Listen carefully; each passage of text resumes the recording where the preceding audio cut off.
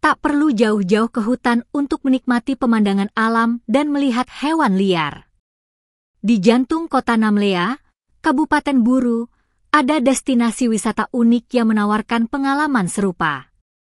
Taman Al-Buruj, Taman Satwa Rusa yang kini menjadi salah satu tempat favorit warga untuk bersantai bersama keluarga. Terletak strategis di depan Masjid Agung Namlea, taman ini merupakan taman buatan yang dikelola langsung oleh pemerintah daerah. Meski berukuran tak lebih dari 1.000 meter persegi, suasana alami yang dihadirkan membuat siapapun betah berlama-lama di sini. Saat tribunambon.com berkunjung pukul 16.25 WIB Kamis, 9 Oktober 2025. Tampak sejumlah pengunjung, terutama anak-anak, asyik memberi makan rusa sambil tertawa riang.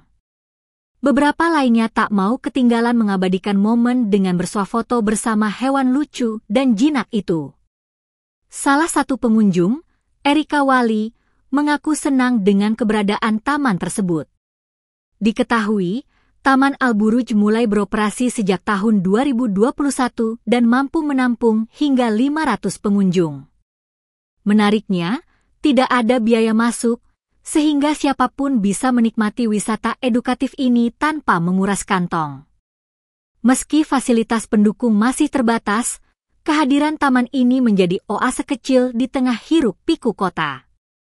Waktu terbaik untuk melihat rusa adalah pada pukul 10 pagi dan pukul 4 sore, ketika satwa-satwa tersebut tampak paling aktif. Dengan suasana rindang, suara kicau burung, dan pemandangan rusa yang tenang, Taman Al-Buruj menjadi bukti bahwa keindahan alam tak selalu harus dicari jauh ke pelosok.